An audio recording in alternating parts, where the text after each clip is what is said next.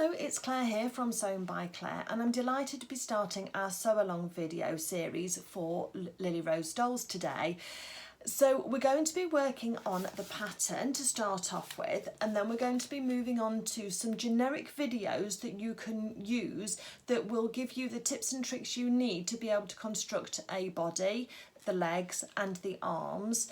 And then you will then have to dip into the individual character videos, sew along videos, trying to get my words right, so that you can then pick up the head and the tips and techniques for working with the head. Some have faux fur, some don't, and obviously the different shapes that are included there. But these generic videos are intended so that you can start off confidently with the body and the limbs before then moving on to the heads and then the clothes, and that they will build up a database of reference videos for you that you can come back to time and time again. This is the plan anyway. So I'm going to turn the video down and we're going to have a look at the pattern and what you can expect when you purchase a pattern from Lilly Rose Dolls. So I've got two examples here just to share with you so that you can see how those work. So whether you buy a kit in a box, a beautiful box here, or whether you buy a standalone pattern that comes in the plastic bag, then you'll have either of those two. So the first thing that I would suggest with your pattern is just take a moment and read through it. There's a lot of information included in the pattern, and it's really important that you get a grasp of what you're wanting to do and start to do in order to get the best result possible. So within the kit, then you will have some pattern pages that start with your information like this, and then you'll have your pattern pages, and that'll all be included in there for you. And if you have got your standalone pattern, then you'll have this lovely cover for it, and then you'll have your pattern pages within here. Just a quick note to say that on the actual pattern in the kits, you will note that because the kit pieces of fabric have been cut specifically to the sizes that you need, it is a good idea to make a note on your pattern of the sizes of fabrics for each of the pieces. Just make a quick note. It'll just help you familiarise with yourself with the pattern fabric pieces anyway, because you'll need that if you want to remake the kit in the future. If you buy a standalone pattern, then you will be given in there the cut lengths, all based on a width of fabric that you will need in order to make your character's clothes and the character itself.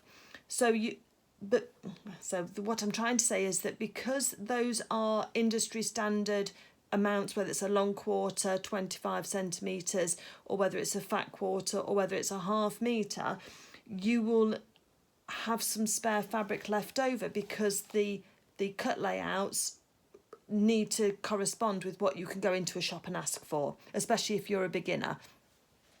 So hopefully that's the differential. Let me just go through that again just to make sure. So within the kit, on the pattern, you won't be given the measurements for the piece of fabric you need to buy because the fabric is already in the kit.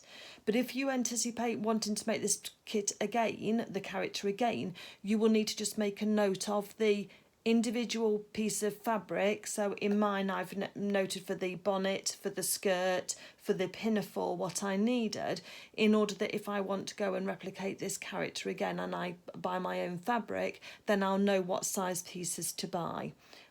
Also, so don't be alarmed when you look on the pattern in the kit and it doesn't include those dimensions for you.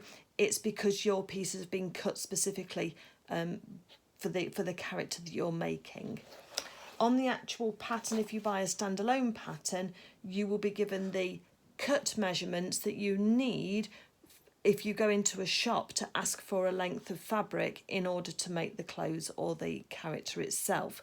So therefore, in that instance, you'll have possibly, so you might have to buy a long quarter, say, to make a jacket, but you might only need 3/4 of that piece of fabric, just for an example. That's not specific.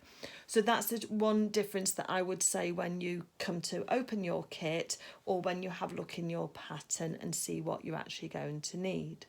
So the next character I'm making is Harvey the Hedgehog in the 16-inch. So let's just have a quick look and see what we've got. It's got this lovely front page here with a lovely full scale, a lovely picture of Harvey on there. And then on the back it gives us a summary of the items that we're going to need to make him. So you can use this as a tick off list if you wanted to, just to tick off those items, see what you've got in your stash and see what you then need to go and buy.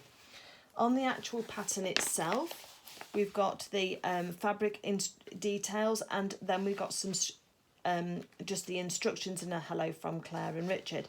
So you just need to take your time just to have a quick flick through all of these pages and have a look and see. They do include diagrams and also the written word as well for your instructions as to what you need. Make your character.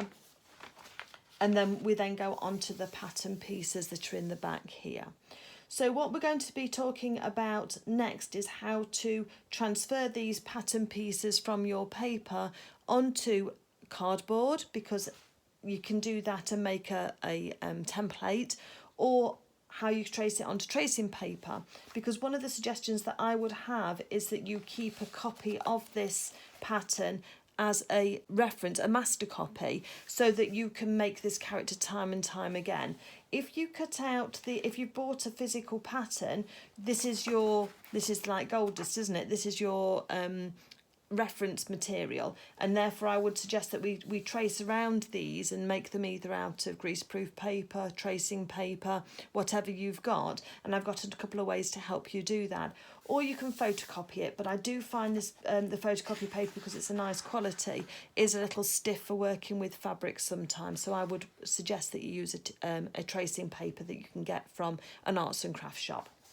Okay, so that's just a general discussion about the actual pattern. Let me dive in and we'll get the pattern pieces together and we'll start and transfer this onto tracing paper. Okay, so in order to start and trace this, I've got some tracing paper that I've just picked up from a local art supplies or stationers. And also you can also use a non-fusible interfacing if you wanted to as a pattern if you want to go through it. I use tracing paper because I think it works really well. And the way that I tend to trace this is I just lay this over the top of the pattern piece. Now you've got to leave a little area around it because I would like to add seam allowance to mine, but then once you've got your pattern piece on, I then trace around a couple of reference points, almost like the corners, just so that I can tell if that's going to shift at all. And then holding on to it with my hand, I can just trace around the individual pattern pieces. Sometimes you might go off, just retrace that if you can. I'm using a pen, you can use a pencil, but a pencil wouldn't show up for me on camera, so that's why I'm just using this now, and get it as accurate as you can do. It's quite a nice thin line, so we can follow that through all the way round. Once you've traced around the outside, we're then going to go on to the actual instructions, and then we're going to follow the grain line and also put the details on. So this is cut in fur, it's for Harvey, just so that we know, and it's a gusset for the head, so head gusset.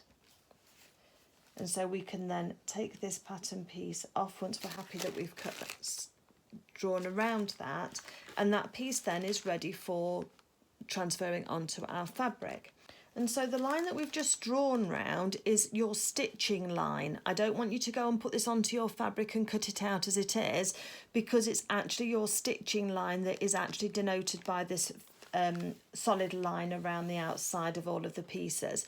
So we actually need to add some seam allowance to this in order that we can stitch it together. Now you can either remember that you need to add seam allowance, and you can put this onto your fabric, and then you can remember to trace around it and then remember to add it, but I like to add it in advance.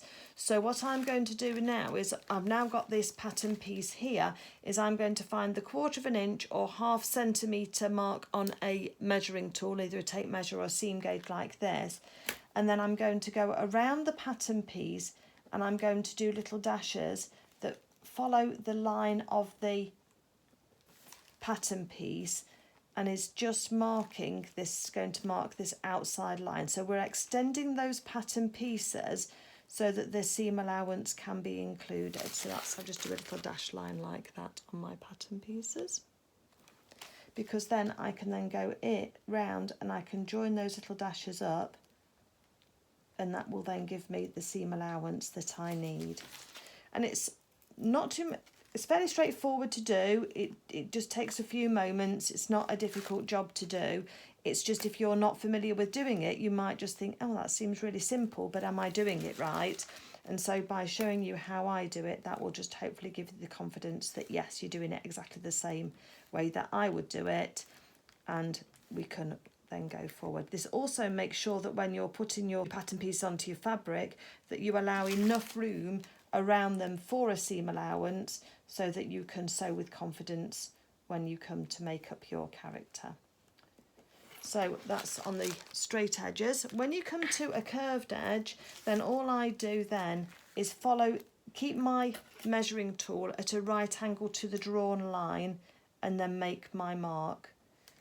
And that way then I'll follow the curve exactly correctly, that as it's intended in the pattern, because we need to have an accurate pattern to work well with our felt and then to create our character at the end.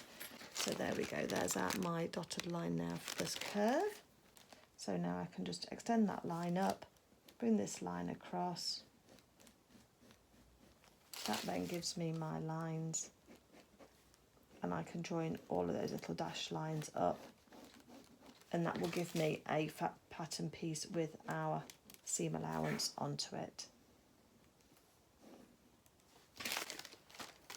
If you're as I said, so there's two ways of doing it. If you're a home sewist and you've learnt through using dressmaking patterns, then you'll be more familiar with using a seam allowance, and I will just put a note on here, 1/4 inch seam allowance, so I remember that as well, or 1/2 centimetre, depends which denomination measurement you're happy working with. And then I will cut this out on my wider seam allowance line and know that I've got my stitching line that's included on this pattern piece. If you struggle to see the lines through your tracing paper because it's a bit thicker, don't forget the old tricks like using your window as a light box. So you can tape the pattern page up against a window and then put your tracing paper or your paper on top and look through it that way. And that does generate, it works like a light box with the light coming in through the window. Obviously you can't do it at night time, but through the window in the daytime, and you'll get a really good image then to be able to copy through. Also, if you've got a transparent quilting table, you can put your phone on with the torch on your phone, put it underneath your Perspex quilting table, and then put your pattern piece on top. So a bit like when you're doing a plique for quilting, you can trace your pattern pieces exactly the same way as that. But just remember to add your seam allowance if you're more comfortable working with a seam allowance, or just put a note on your pattern piece if you're using the same size pieces that Lilly Rose Dolls have used in their patterns. Then you just put a note on there to say that there's no seam allowance included, because if you're not expecting that, it could catch you out. Okay, I'm going to put these onto cardboard now, so let me just show you how I do that. Okay, so I just got a piece of cardboard out of my recycling bin, which is a great way of just using up old bits of cardboard. And then we can then put some glue onto the back. I'm just using an ordinary, just general purpose child's glue. Just put some glue onto the back of your piece. Just be careful if you're working on a work surface that could get spoilt with glue, then you need to just be aware of that. Don't want to have any responsibility for any damage to dining tables or kitchen tables. And then I just smooth the pattern piece onto the cardboard. Just be aware of any bits that might need a little bit of extra glue. And then I would just allow that to dry, and then we then can cut that out. So it's great use for old cereal packets, or you can buy card from a stationer's if you want to, and then when you're ready you can cut this out. And if you are going to be making more and more of the characters, then certainly for the body and the limbs I would suggest that you do consider making paper templates for the more cardboard templates that you can draw around, because it will make it easier for you, and you'll be able to dive straight in then when you get your pattern or your kit. Okay, so let me just draw around here, cut around here. And that's one pattern piece already done. So I'm going to go ahead now and I'm going to trace off all of my other pattern pieces onto my tissue paper, and then I will then cut them onto card. I'm not going to do the clothes at the moment because we'll do that in the future, and the clothes I will probably just keep on tissue paper because I'm familiar with using a paper pattern for the clothes for working with the fabric, and that does allow you then to look through and see any pattern to make sure that you've got your pattern on straight of grain and all of that, but we'll cover all of that when we get to it.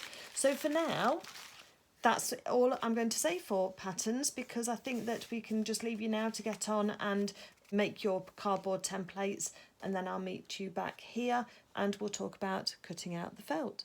So I just want to say thank you for joining me today for talking about the Lilly Rose Dolls patterns.